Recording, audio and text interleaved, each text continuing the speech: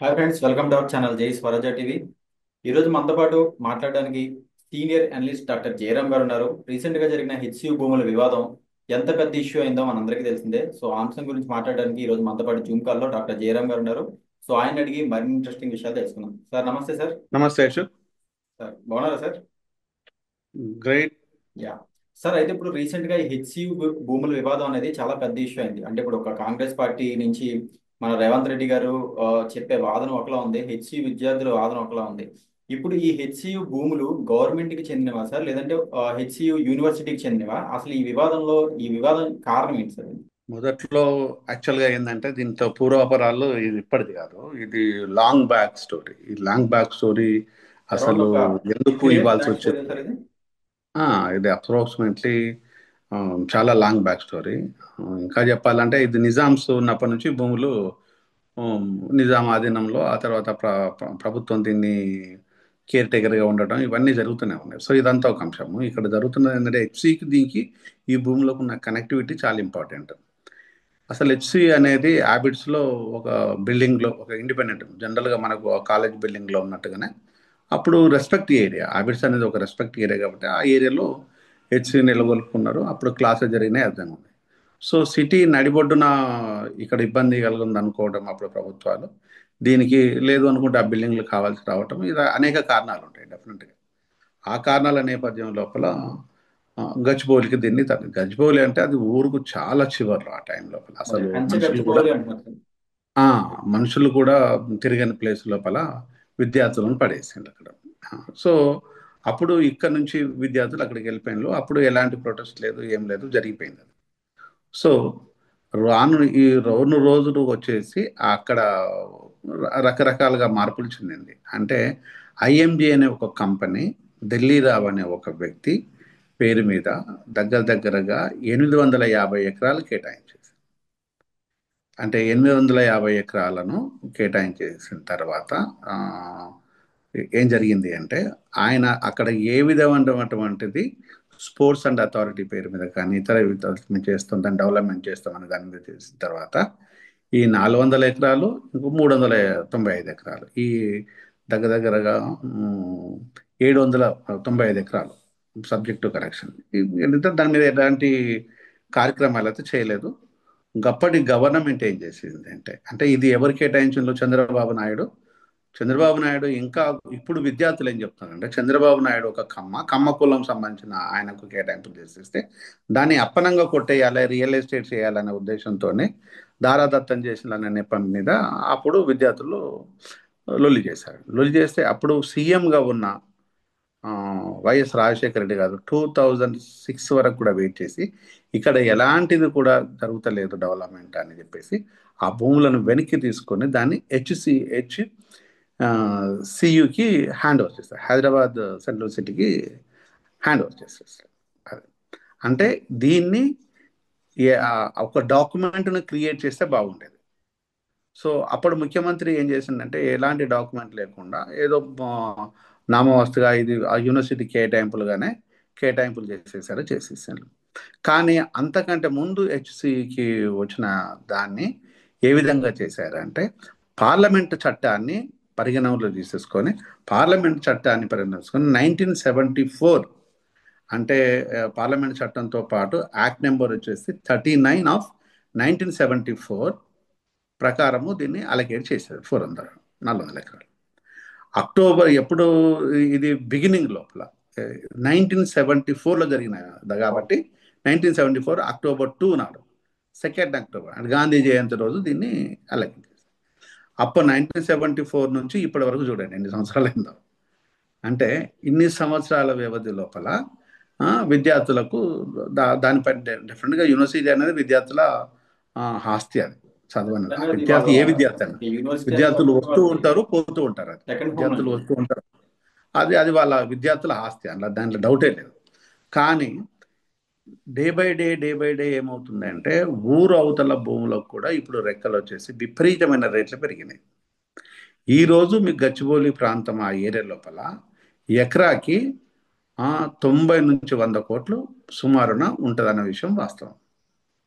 అంటే 100 కోట్ల property 400 into 100 ఆ, అంటే దీన్ని చూస్తుంటే వేల కోట్ల ప్రాపర్టీ ప్రభుత్వానికి దిమ్మ తిరిగి కళ్ళు బయలు కమ్మండి. దీన్ని ఎట్లా చేయాలి, ఏ విధంగా చేయాలి అంటే దీన్ని ఏదో డెవలప్మెంట్గా ప్రజల కోసం ఉపయోగపడే విధంగా దాన్ని చేయాలన్న దాన్ని ఒక డ్రామా క్రియేట్ చేసుకొని ఈ భూములు కొట్టేయాలనే దాన్ని ఉంది. ఆ రోజు తెలుగుదేశం పార్టీ హయాంలో జరిగిన దాన్ని ఇప్పుడు కాంగ్రెస్ సేమ్ యాజ్ గా ప్లాన్ చేయాలని చేసింది, కానీ అది బెడిసికొట్టింది.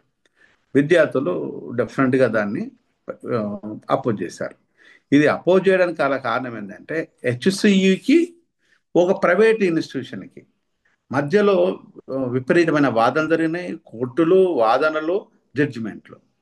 దాన్ని మీద జడ్జిమెంట్ ఇచ్చిన కాపీ ఏంటంటే ఇది ప్రభుత్వ ఆస్తి, ప్రభుత్వానికే చెందుతుంది, ఇది యూనివర్సిటీ ఆధీనంలో ఉంటుంది, ఇది ప్రైవేటు వ్యక్తికి ఎలాంటి దీని మీద అజమాయిషి లేదు అనే దానిది అప్పటి జడ్జిమెంట్. ఇది క్లియర్. అలాగని చెప్పేసి ఇది ప్యూర్గా హెచ్సిది కాదు, ప్యూర్గా ప్రభుత్వాన్ని కాదు. దీన్ని అర్థం చేసుకోవాలి. ఆ చిన్న లాజిక్ను పట్టుకొని రేవంత్ రెడ్డి ప్రభుత్వం ఏం చేసిందంటే భూములను అమ్మేయాలా అనే దాన్ని ప్లాన్ చేసేసింది. అంటే ఈరోజు భూములు అమ్ముకోవడము అనే దాన్ని అంటే జనాలు ఒప్పుకోరు కాబట్టి దీన్ని డెవలప్మెంట్కి ఇచ్చేసి ఇంకేదో ప్రజలకు ఉద్యోగాలు చేస్తారంటే ఉద్యోగాలు ఇవ్వడానికి ఇప్పుడు ఉన్న ఖాళీ ఉద్యోగాలను ఫిలప్ చేయొచ్చు. హెచ్సిఈ భూములను పెట్టేసి ఏడితేనే ఉద్యోగాలు ఏమి రావు.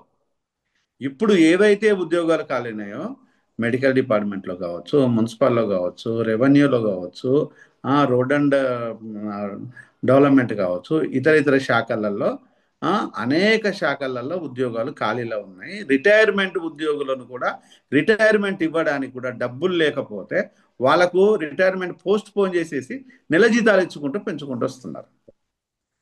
అంటే వన్ టైం సెటిల్మెంట్ ఏదైతే ఉందో ఆ డబ్బులు ఇవ్వడానికి కూడా డబ్బు లేదు కాబట్టి.